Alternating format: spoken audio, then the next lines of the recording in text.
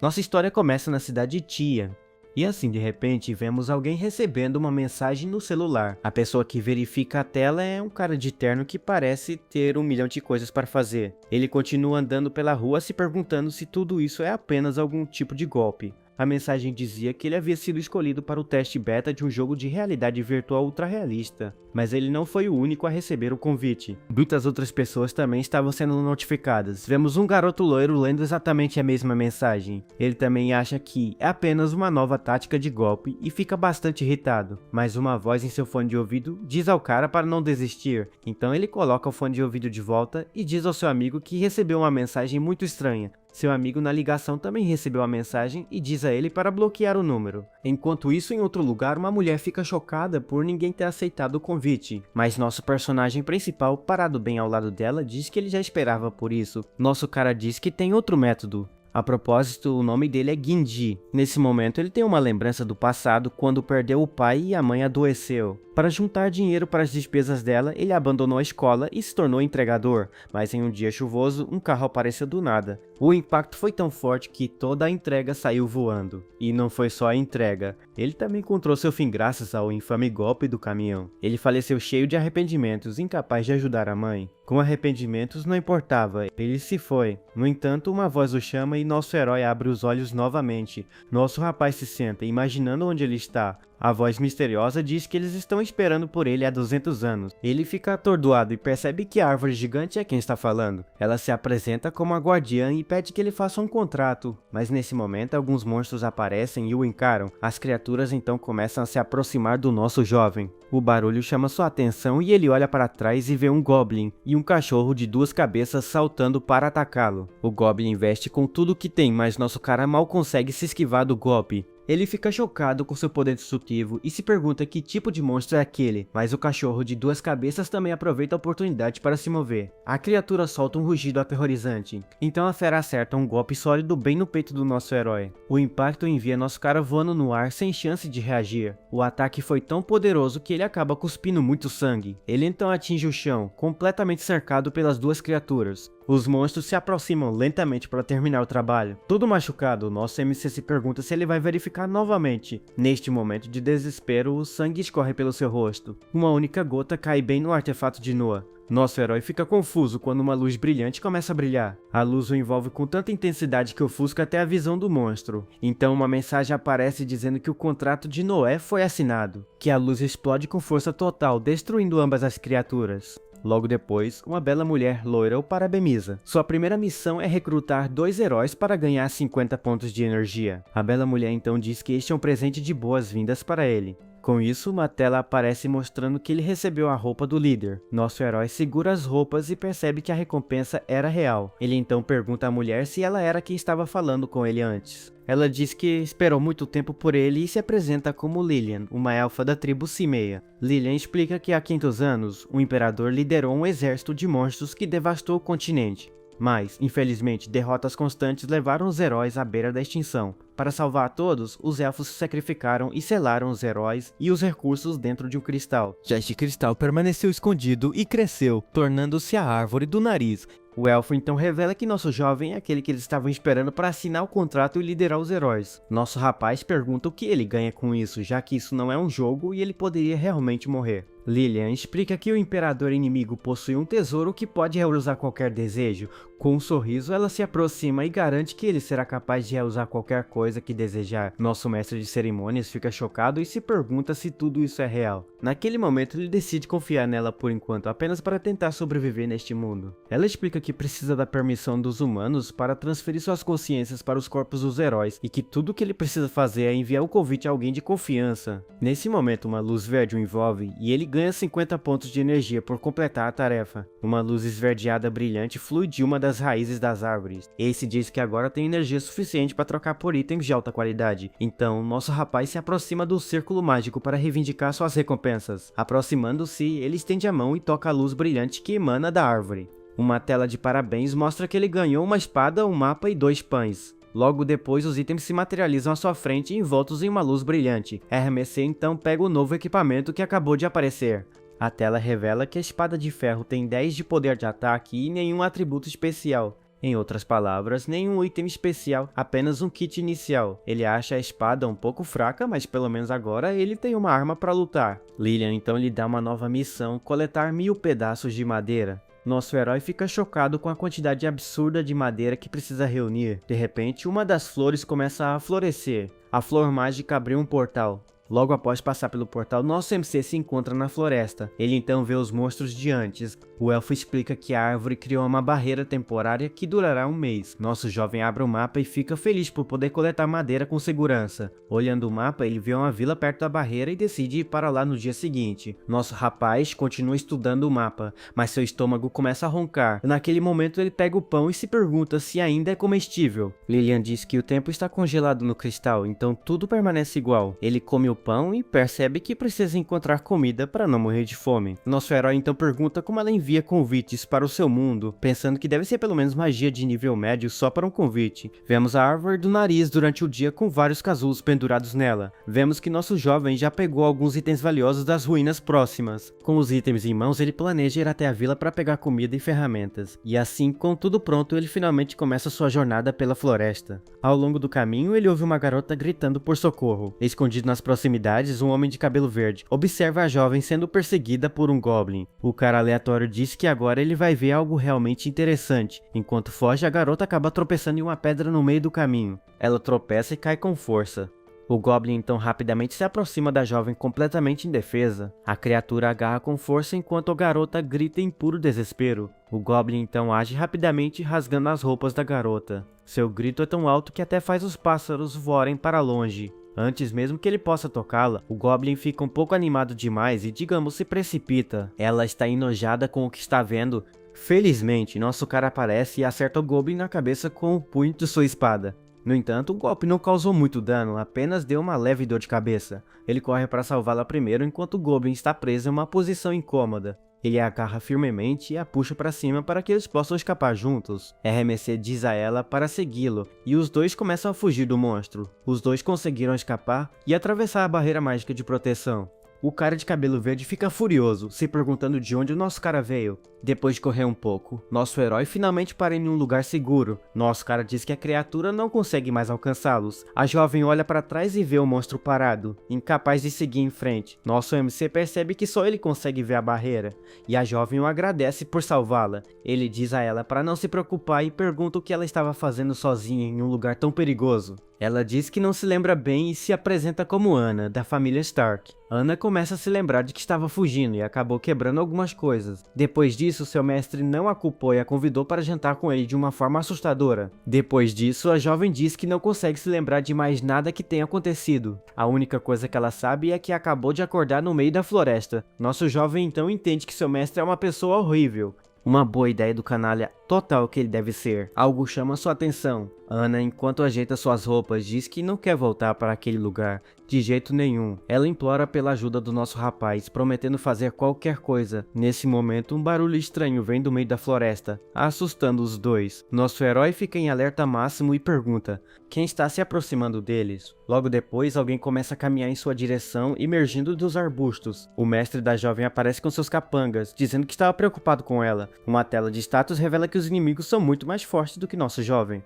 Nosso MC, percebe que eles são treinados e que ele não tem chance contra eles. O capanga, que parece um chiapetes, agradece ao nosso rapaz e pergunta de onde ele veio e o que está fazendo lá. Nosso jovem diz que veio das ruínas próximas e está indo para a cidade para trocar alguns itens. O mestre acha isso estranho, já que as ruínas são inabitáveis. Ele então diz que é um prazer conhecê-lo e convida o nosso rapaz para ir com eles. Com um sinal, os dois capangas se aproximam da jovem para levá-la de volta. Eles agarram com força e nosso herói se desculpa por não poder ajudar. Anna olha para o nosso rapaz com uma expressão triste. Nosso herói então promete que encontrará uma maneira de ajudá-la a escapar. E então, uma missão surge para salvar a jovem, por uma recompensa de 50 pontos. No alto da muralha, um guarda percebe um grupo se aproximando. Então, o grupo carregando Anna se aproxima do castelo. O rapaz loiro grita para eles abaixarem a ponte, porque o mestre Stark retornou. As correntes começam a se mover, e o portão começa a descer. A ponte levadiça então bate no chão, levantando uma enorme nuvem de poeira.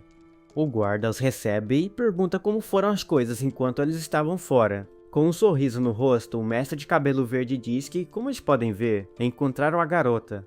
O rapaz louro se desculpa por deixar a jovem escapar. E o mestre de cabelos verdes diz: está tudo bem. Discretamente, o mestre lhe entrega uma moeda de prata, e nosso mestre de cerimônias percebe que tudo foi uma armação. Eles entram na Vila Pelicanos, e todos os moradores saúdam o retorno de seu mestre. Ele acena para a multidão, agradecendo a todos pela preocupação. Ao ver isso, nosso camarada percebe que o mestre parece ser bastante popular, mas olhando mais de perto percebe que o nariz marrom está estampado no rosto de todos. Mestre Shepetet Stark então respira fundo de repente. Nesse momento, ele se prepara para um tapa. Sem aviso, o mestre dá um tapa no rosto de Anna e grita com ela por ter fugido. Nosso herói observa com um olhar sério e raivoso. O aldeão elogia o tapa, dizendo que a garota é ingrata e merecia pior. Shepetet então diz a seus capangas para levarem Anna e brinquarem com ela como quiserem. Os dois brutamontes sorriem maliciosamente e concordam. Vendo a situação, nosso jovem interrompe e diz para eles esperarem. Ele então saca sua espada e os avisa para não encostarem um único dedo na jovem. Ele então aponta sua lâmina para ele. O bruto fica bravo e pergunta quem ele pensa que é para o metal em seus negócios. Nosso cara então coloca a mão em suas roupas para pegar algo. Com isso, ele segura uma gema azul e pergunta se eles a reconhecem. O capanga zomba e diz que não será enganado por uma pedra aleatória, mas um anão na multidão reconhece o objeto e diz que é a pedra de Valar. O anão então corre desesperadamente em direção ao mestre para avisá-lo. Ele sussurra algo em seu ouvido e o mestre parece entender a situação. Após o conselho do anão, ele entende o valor da pedra. Nosso cara diz que, como o mestre sabe o valor da pedra, eles podem fazer um acordo. Ele oferece um suprimento das gemas por 5 moedas de ouro cada, mas a liberdade de Anna. A multidão fica chocada com uma pessoa dizendo que eles não fazem nem 5 moedas de ouro em um ano. O bruto fica bravo e diz ao nosso cara para saber o seu lugar porque ele não sabe de nada. O mestre diz que já está cansado da garota de qualquer maneira, mas exige 200 moedas de ouro em troca dela. Nosso jovem aceita a oferta, mas pede um prazo de 15 dias, e os avisa para não tocarem nela. O mestre então aceita o acordo e assume o ginásio, avisando nosso mestre de cerimônias que se arrependerá se não cumprir sua parte do acordo. O homem de cabelo verde diz ao anão para levar nosso homem à sua loja e ver o que ele precisa. O anão então pede ao nosso herói para segui-lo pelas ruas da cidade. Eles entram na loja e nosso mestre de cerimônias fica parado enquanto o anão corre para o balcão. Com uma lupa, o anão analisa a gema e confirma que é a pedra da bravura do tesouro de itens. Mestre de cerimônias então pergunta como o livro descreve a pedra, pois acha o nome familiar. O anão então se vira e pega um livro antigo de uma prateleira. Ele abre o livro e começa a ler sobre o último herói de 400 anos atrás. O herói foi atacado e seu cristal foi quebrado, espalhando-se pelo mundo. O livro conta que alguém que encontrou os fragmentos de cristal ganhou habilidades especiais. Onde quer que os fragmentos estejam, monstros se reúnem, e é por isso que ele se tornou o único herói. Nosso mestre de cerimônias então percebe que essa informação é a mesma que ele já havia recebido e fica pensativo, confirmando a história sobre as pedras de Valar. O anão revela que o autor do livro foi o imperador Arthur, que nomeou as pedras. Nosso rapaz fica surpreso ao ouvir o nome Arthur. De repente, nosso mestre de cerimônias começa a gritar devido a uma dor de cabeça súbita e excruciante. Nosso jovem se pergunta se a dor veio de ouvir o nome Arthur, e o anão parece preocupado. Nosso mestre de cerimônias ignora a dor e pede ao anão que avalie seus itens para que ele possa trocá-los por comida e ferramentas. A transação é concluída e o sol começa a se pôr em Pelican Town. Lá fora, o anão informa que tudo foi carregado na carroça e nosso rapaz agradece pela ajuda. O anão então sugere que ele passe a noite na cidade, já que os monstros se tornam mais ativos após o anoitecer. No entanto, nosso herói diz a ele para não se preocupar, pois ele também tem seus próprios truques na manga. Com isso, nosso jovem parte em sua carroça e se despede do anão, que lhe deseja uma viagem segura. Observando o garoto partir, o anão comenta sobre a coragem do jovem e parece impressionado. De repente, o mestre aparece e assusta o anão. O mestre pergunta se a pedra é real. Nervosamente, o anão garante que a gema é autêntica e que cada detalhe corresponde às descrições dos livros. Então, o homem de cabelo verde diz ao anão para informar o xamã, para preparar o ritual da pedra. O anão então pergunta se ele deve notificar o prefeito para decidir quem receberá o despertar da gema. Então, com um sorriso malicioso, o mestre diz que a escolha é óbvia, pois ele próprio receberá o poder. Enquanto isso, IRMC continua seu caminho e vê alguns cavaleiros passando por ele. Nosso rapaz olha para trás pensando na residência da cidade. RMC percebe que os cavaleiros estão cobertos de cicatrizes, e um deles está sendo carregado. Um jovem corre até o prefeito e o informa que o mestre Stark obteve o que procuravam. Ele então explica que a Laborde quer Beverly um jovem desconhecido de cabelos negros. O prefeito fica sério e diz que eles precisam encontrar nosso herói. No entanto, nosso rapaz já está longe com sua carroça. Ele entra na floresta para se manter seguro. Ele acha que estará seguro assim que conseguir cruzar a barreira da floresta. De repente, o cavalo pisa em algo pegajoso, surpreso e confuso. De repente, vários monstros estranhos saltam em sua direção. Com os olhos brilhando, o nosso jovem se pergunta o que são aquelas criaturas estranhas. Uma tela do sistema aparece e identifica os monstros como puff-puffs que devoram suas presas. As criaturas atacam o cavalo, derrubando nosso MC da carroça. Nosso rapaz percebe que a situação é ruim porque os itens na carroça serão devorados. Os monstros então atacam o cavalo que não para. MC fica furioso porque gastou uma moeda de ouro inteira naquele cavalo. Ele então lança um ataque atingindo as criaturas com vários golpes de sua espada. No entanto, as criaturas são tão resistentes quanto uma bola de borracha. Elas ricocheteiam em uma árvore e ricocheteiam de volta. Sem saber da habilidade de ricochete da criatura, uma delas voa de volta para ele. A criatura o atinge em cheio nas costas. Quando ele olha para seu cavalo, infelizmente apenas ossos permanecem. As criaturas o devoraram. Com suas presas acabadas, os monstros se viram e focam sua atenção em nosso cara. As criaturas avançam em sua direção, mas sem aviso, uma parede de terra e espinhos irrompe do chão, bloqueando o ataque. Uma parede de pedra e espinhos salva nosso herói no último segundo. De repente, dois novos caras aparecem em cena, e um deles é quem lançou a parede de pedra e espinhos. O cara de cabelo laranja provoca as criaturas e diz a elas para provarem suas pedras. Com isso, os monstros ficam apavorados e com muito medo deles. Então as criaturas não pensam duas vezes e fogem em desespero. O cara de cabelo laranja está animado com seu poder, mas o elfo lembra por que eles estão lá. O ruivo então pergunta se o nosso jovem está bem, e o outro pergunta se ele conhece alguém chamado Gindi. Nosso herói então se vira e confirma que é a pessoa que eles estão procurando, chamando o cara de Fett.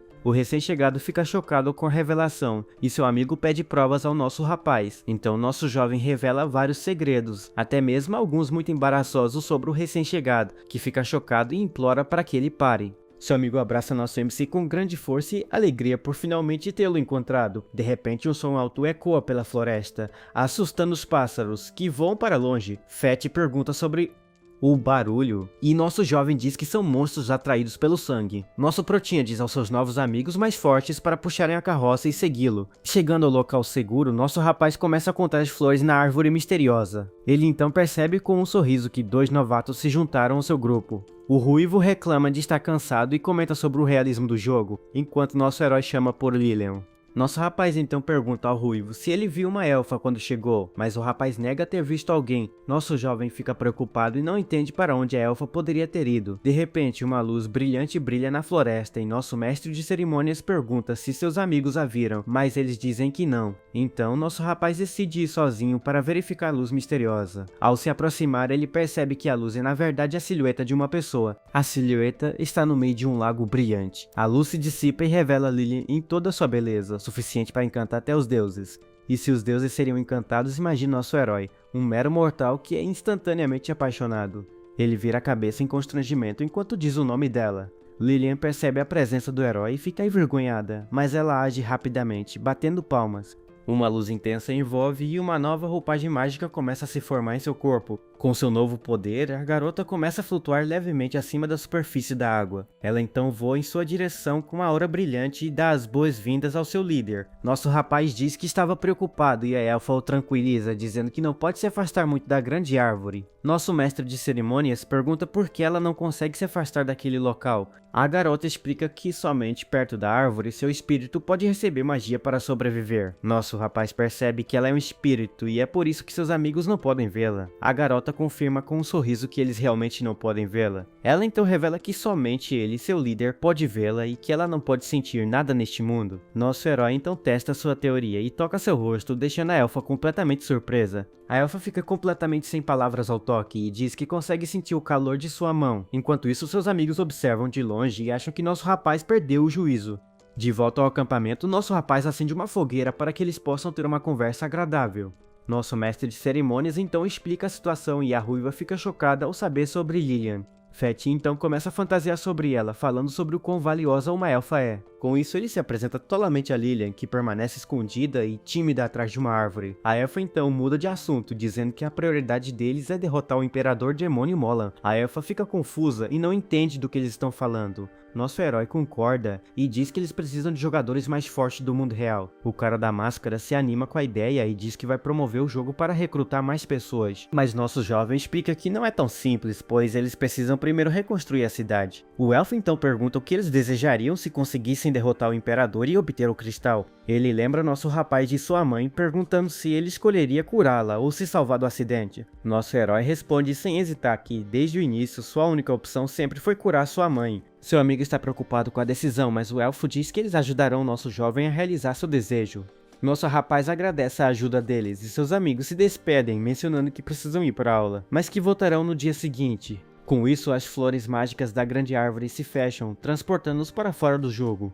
Vemos uma casa enorme na vila. Alguém está manuseando a Pedra do Véu. O prefeito exige que o mestre Chepetete Stark entregue a pedra para a cerimônia do herói. Ele argumenta que a pedra pertence à sua família e que ele ou seu filho deveriam recebê-la. Ele se recusa a entregar a pedra, dizendo que gastou muito dinheiro para obtê-la. Os soldados loiros o cercam e ele o acusa de desafiar a constituição da cidade. De repente, vários cidadãos irrompem na sala, implorando ao prefeito para não machucar o mestre Stark. O prefeito fica chocado com a atitude das pessoas e não entende por que elas estão defendendo o Stark. Eles imploram ao prefeito que pare com as caçadas aos monstros, pois não suportam perder mais pessoas. Stark então provoca o prefeito, perguntando se ele vai roubá-los à força com seus soldados. O prefeito ordena que seus homens se afastem e pergunta sobre o jovem de quem ele conseguiu a pedra. O prefeito responde que não sabe quem é, mas que o jovem provavelmente saiu pelo portão oeste. O prefeito então percebe que deve ser o homem que viu ao entrar na cidade e decide ir embora com seus homens. Antes de partir, Stark lembra o prefeito para não perder a cerimônia do herói no dia seguinte. No dia seguinte, vemos a árvore misteriosa novamente. De repente, as flores mágicas da árvore começam a se abrir, indicando a chegada de novos jogadores. Uma garota e uma criatura estranha entram no jogo. Elas caem das pétalas da árvore. A jovem então reclama de dor e se surpreende com o realismo do jogo. Confusa, ela se pergunta de onde aquela criatura estranha poderia ter vindo de repente. A criatura tenta explicar, mas a garota entra em pânico e se prepara para atacá-la com seu cajado, pensando que é um monstro. Ela então pergunta por que ele escolheu uma aparência tão repugnante para seu personagem no jogo. O cara explica que clicou na opção Orc por curiosidade e não esperava se transformar nisso. Observando de longe, Fett fica com ciúmes e diz que teria escolhido a mesma raça se soubesse. Ele então se pergunta por que não há uma opção feminina para Orcs e começa a ter alguns pensamentos estranhos. Nosso herói percebe a linha de pensamento do amigo e o esmurra para fazê-lo parar de ser tão pervertido. Com um sorriso, nosso jovem dá as boas-vindas aos novos jogadores e se apresenta como Erum, seu guia. Nosso jovem começa sua atuação como guia, explicando que o mundo foi dominado pelo Imperador Demônio Molon e que eles são a última esperança. Ele continua seu discurso, dizendo que juntos reconstruirão a cidade e criarão um império para derrotar o vilão e trazer a paz. Os novatos ficam confusos com a caixa de diálogo e nosso mestre de cerimônias reclama que seus amigos poderiam pelo menos fingir que estão atuando junto com ele. A garota então percebe que ele é o guia e fica impressionada com o realismo do NPC, enquanto o Homem-Tubarão se empolga com sua nova história. De repente, o Homem-Tubarão cerra o punho com força e fica super animado com o novo corpo que ganhou. Com isso, ele libera uma aura de poder e grita para os monstros se prepararem, pois ele pode derrotar 10 deles de uma vez. De repente, o chão começa a tremer como se algo muito pesado estivesse se aproximando deles naquele momento. Nosso herói sente o aparador e entra em alerta máximo para o que quer que esteja vindo em sua direção, então todos sentem o chão tremer fortemente e um dos novatos se pergunta se é um terremoto. O elfo então aponta para uma direção e diz que o som veio de lá, sugerindo que eles vão verificar. Eles vão rapidamente ver o que é. Logo depois, um monstro gigante aparece e está atacando a barreira da área segura. Ele desfere golpes poderosos enquanto um pequeno exército de monstros parece estar atrás dele. Eles percebem que estão atacando a barreira e os novos jogadores ficam impressionados com o realismo da criatura.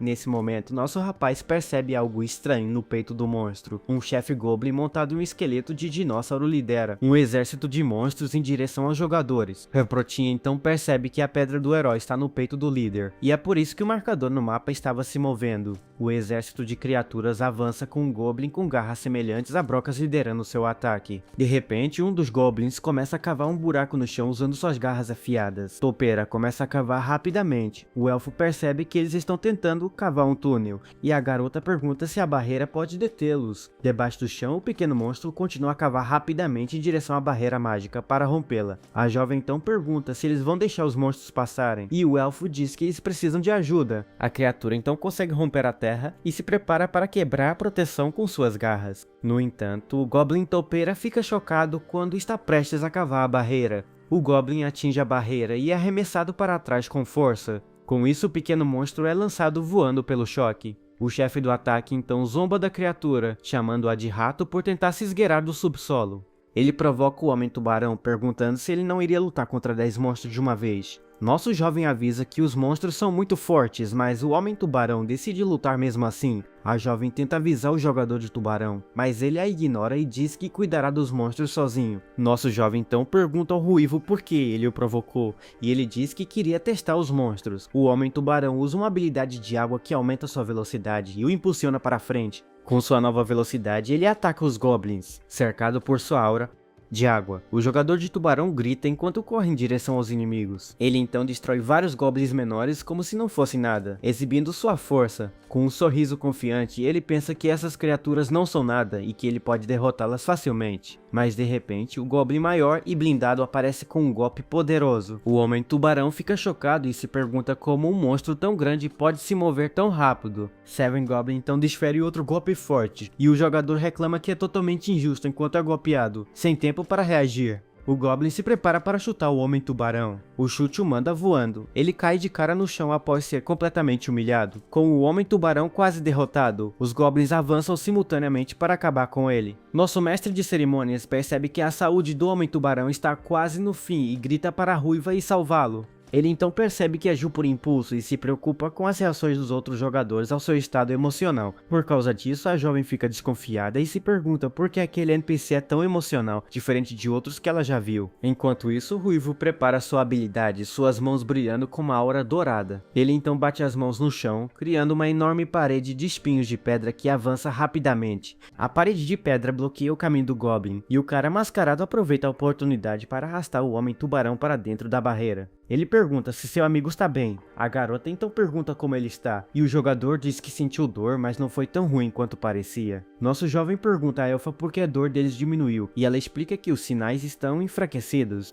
A jovem fica chocada e pensa que seria terrível sentir a dor real de ser mordida por um daqueles monstros. Com isso, ela fica pensativa e olha para os monstros. Vendo que eles não conseguem passar, os monstros começam a recuar, e um dos jogadores agradece pela barreira mágica. Nosso rapaz explica que o escudo é uma proteção para novatos, mas avisa que ele desaparecerá em 28 dias. O Aprotinha então propõe que todos se unam para construir uma cidade e lhes dá a missão de coletar 250 toras. A jovem reclama de ter que fazer trabalhos braçais, mas a Ruiva se emociona e pede que todos enriqueçam derrubando árvores. Enquanto isso, uma noite passa apressada pela cidade, parecendo estar com muita pressa. Chegando a um grande prédio, ele grita pelo pai. Sem perder tempo, o jovem coloca as mãos na porta e a abre com muita força. O jovem então irrompe na sala e anuncia que a família Stark já está preparando uma cerimônia de herói.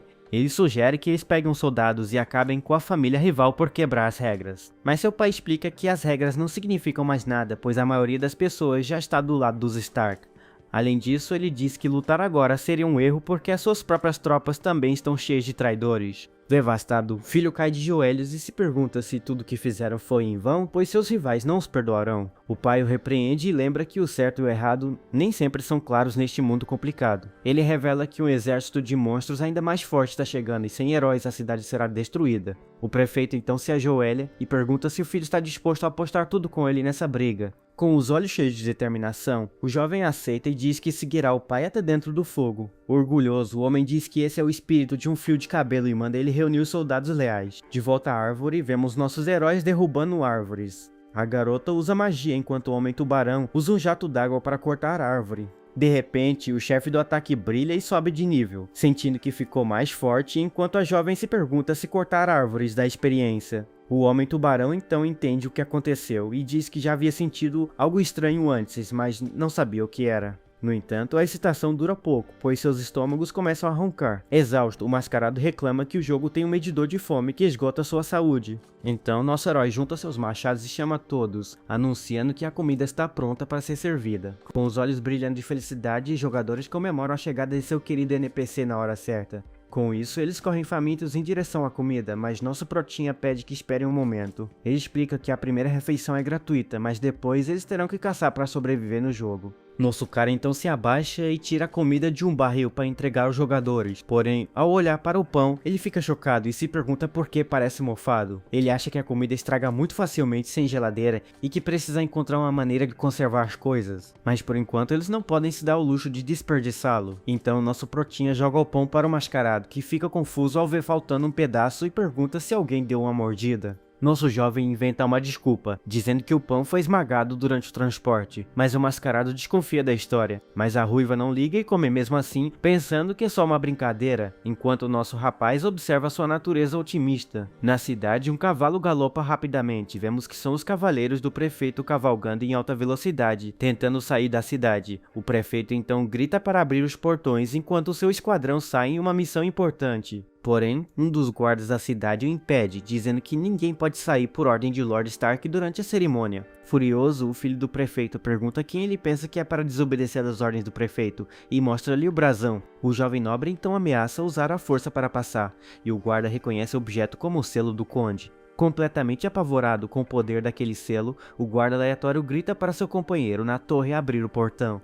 Pois bem, a cerimônia do herói já está sendo preparada em um altar no centro da cidade. Logo depois, o soldado corre até Lord Stark e informa que o prefeito tomou o selo do conde e fugiu da cidade. Mas Stark não parece preocupado e ordena que o ritual da cerimônia comece, pois o prefeito não conseguirá ir muito longe. De volta aos jogadores, a floresta já está desmatada, e um deles parece curioso. Eles comentam sobre seus nomes no jogo. O cabeça de Junco então se apresenta como um estudante universitário falido chamado Gozai, mas a garota acha que é melhor não usar nomes reais. A jovem então revela que é uma streamer e que seu nome no jogo será Mochinomachi. Com isso, o elfo de cabelos brancos se apresenta como Yuan, e a garota acha que ele parece muito frio e distante. Quanto ao homem tubarão, ele escolhe o nome Slashing Wind Shark, e nosso jovem acha que parece um nome que uma criança inventaria. Então a garota pergunta se comer no jogo sacia a fome na vida real, e o homem tubarão fica animado em economizar dinheiro em comida na vida real. Mas a jovem reclama que a comida é horrível e que ela não quer ter que comer isso todos os dias para sobreviver. Com um olhar intimidador, os jogadores exigem uma resposta e nosso protinha em pânico pede ajuda à elfa Lilian. O elfo então aparece e explica enquanto nosso herói transmite a informação de que a fome no jogo não afeta o mundo real, deixando os jogadores muito decepcionados. Eles então começam a dar sugestões ao nosso jovem, como adicionar uma interface com barras de saúde e estatísticas. Nosso cara então responde que novos recursos serão lançados gradativamente e que um fórum será aberto para feedback. O cara tubarão fica animado e volta a derrubar árvores, enquanto nosso protinha pensa em como é fácil agradar os jogadores. A jovem anuncia que está indo pro sul, mas o elfo avisa para não sair do escudo protetor, mas ela não escuta.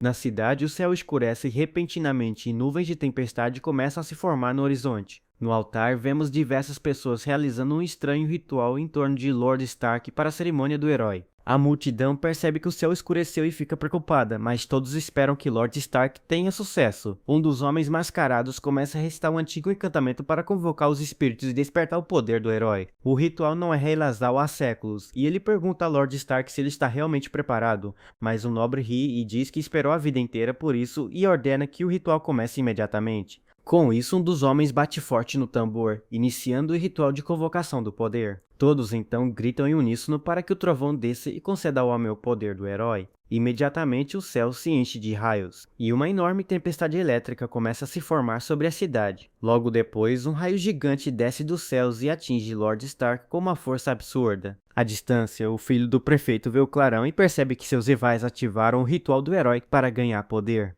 O prefeito então fica apreensivo e se pergunta se o ritual dos Starks realmente funcionará como planejado. Herprotinha também vê o relâmpago e pergunta a Lilian o que quer e ela explica que é um ritual de despertar. O elfo conta que antigamente eles usavam rituais para despertar poderes, mas o risco de fracasso era muito alto. Ao ouvir sobre o fracasso, nosso jovem sente algo estranho, como se de alguma forma lhe fosse familiar. De volta à cidade, os homens parecem aterrorizados com Lord Stark, que parece ter sido afetado pelo poder. Então ele grita em desespero quando o líder da família Stark foi completamente transformado em cinzas pelo raio.